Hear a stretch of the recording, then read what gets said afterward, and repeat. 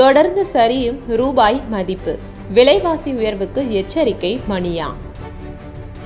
அமெரிக்க டாலருக்கு நிகரான இந்திய ரூபாயின் மதிப்பு தொடர்ந்து வரலாறு காணாத வீழ்ச்சியை சந்தித்து வரும் நிலையில் நாட்டில் விலைவாசி மேலும் கடுமையாக உயரும் என பொருளாதார வல்லுநர்கள் எச்சரித்துள்ளனர்.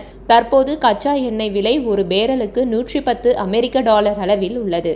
இதனால் நாட்டின் கச்சா எண்ணெய் இறக்குமதி செலவு அதிகரிப்பதோடு நாட்டின் வெளிநாட்டு வர்த்தகத்தின் மீதும் அழுத்தத்தை ஏற்படுத்தியுள்ளது. இந்த சூழலில்தான் அமெரிக்க டாலருக்கு நிகரான இந்திய ரூபாயின் மதிப்பு இப்போது 96 என்ற வரலாறு காணாத வீழ்ச்சியை சந்தித்தது. ரூபாயின் மதிப்பு இன்னும் சரியக்கூடும் என்று பொருளாதார நிபுணர்கள் கணித்துள்ளனர். ஈரான் உடனான அமெரிக்கா மற்றும் இஸ்ரேல் மோதல் காரணமாக ஹார்முஸ் ஜலசந்தி தற்காலிகமாக மூடப்பட்டதால் உலக அளவில் எண்ணெய் மற்றும் எரிவாயு விலை கணிசமாக உயர்ந்துள்ளன. உலகளாவிய எரிசக்தி வர்த்தகத்தில் சுமார் 34%, அதாவது தினசரி 1.5 கோடி பேரல்கள் ஹார்முஸ் ஜலசந்தி வழியாகவே கடந்து செல்கிறது.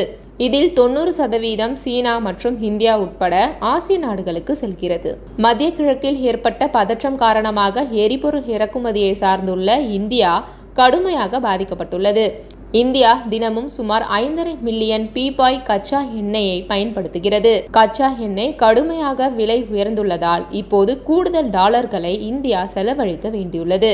இந்தியா தனது கச்சா எண்ணெய் தேவையில் 85% அதிகமானவற்றை இறக்குமதி செய்வதால் உலகளாவிய எண்ணெய் விலை உயர்வானது இந்திய ரூபாயின் மதிப்பில் பெரும் தாக்கத்தை ஏற்படுத்துகிறது. சர்வதேச சந்தையில் கச்சா எண்ணெய் அமெரிக்க டாலரில் வாங்கப்படுவதால் ரூபாயின் மதிப்பு பலவீனம் அடையும் போது இறக்குமதி செலவு மேலும் அதிகரிக்கிறது. இது போன்ற காரணங்கள் ரூபாய் மதிப்பு சரிவுக்கு முக்கிய காரணமாக உள்ளன. ரூபாயின் மதிப்பு குறைவது ஏற்றுமதிக்கு சாதகமாக சொல்லப்பட்டாலும் ஏற்றுமதியை விட அதிக அளவில் இறக்குமதி செய்யும் இந்தியா போன்ற நாட்டில் ரூபாயின் மதிப்பு குறைவது உள்நாட்டு விலையேற்றத்துக்கு வழிவகுத்துள்ளது.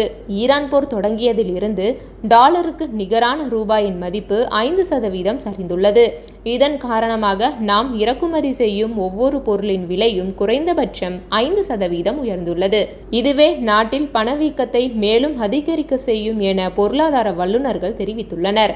இந்த சூழலில்தான் மிகவும் அத்தியாவசியமான டாலர் கையிருப்பு கரைந்து போவதை தடுக்கும் வகையில் எரிபொருளை சிக்கனமாக பயன்படுத்துமாறும் தேவையற்ற வெளிநாட்டு பயணங்களை தவிர்க்குமாறும் தங்கம் வாங்குவதை தவிர்த்து கொள்ளுமாறும் இந்தியர்களை பிரதமர் நரேந்திர மோடி வலியுறுத்தியுள்ளார். இதனை அடுத்து தங்கம் மீதான இறக்குமதி வரி உயர்த்தப்பட்டதுடன் பெட்ரோல், டீசல், சிஎன்ஜி விலைகளும் உயர்த்தப்பட்டுள்ளன.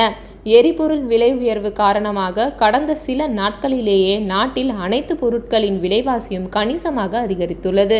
ரூபாய் மதிப்பு சரிய கச்சா எண்ணெய் விலை உயர்வு ஒரு காரணமாக சொல்லப்பட்டாலும் மற்றொரு புறம் வெளிநாட்டு முதலீடுகள் இந்தியாவில் இருந்து அதிகம் வெளியேறுவதும் முக்கிய காரணமாக உள்ளது.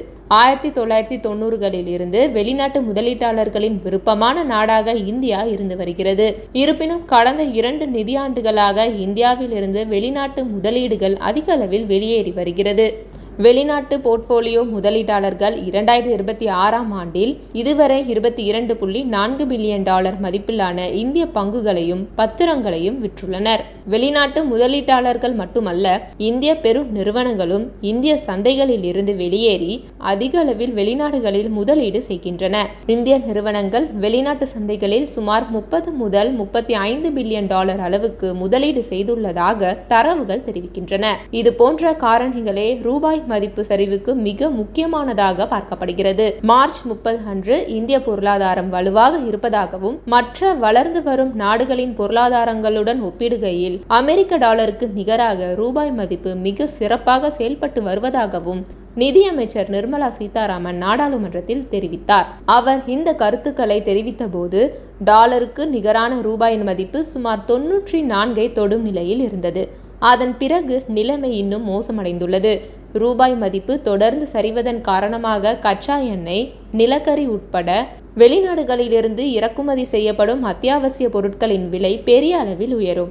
இதனால் இறக்குமதி செய்யப்படும் பொருட்களை சார்ந்துள்ள அனைத்து பொருட்களின் விலையும் நாட்டில் கடுமையாக உயர வழிவகுக்கும். இப்போதைய சூழலில் ரூபாயின் மதிப்பு மேலும் சரியும் என்றே பொருளாதார வல்லுநர்கள் எச்சரிக்கின்றனர்.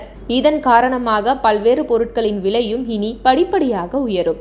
இது நாட்டின் பொருளாதாரம் மீது அழுத்தத்தை உருவாக்குவதுடன் மக்களின் மீதான சுமையையும் அதிகரிக்கும் என்ற அச்சம் எழுந்துள்ளது. ரூபாய் மதிப்பு தொடர்ந்து சரிவது பணவீக்கத்தை அதிகரித்து விலைவாசி உயர்வு என நேரடியாகவும் வரிகளாக மறைமுகமாகவும் பல்வேறு தாக்கங்களை இனி வரும் நாட்களில் உருவாக்கும் என எச்சரிக்கின்றனர் பொருளாதார வல்லுநர்கள். மக்களின் மீதான சுமையை குறைக்க அரசும் பணவீக்கத்தை கட்டுப்படுத்த ரிசர்வ் வங்கியும் என்ன செய்ய போகிறது என்பதை எதிர்பார்ப்பாக உள்ளது.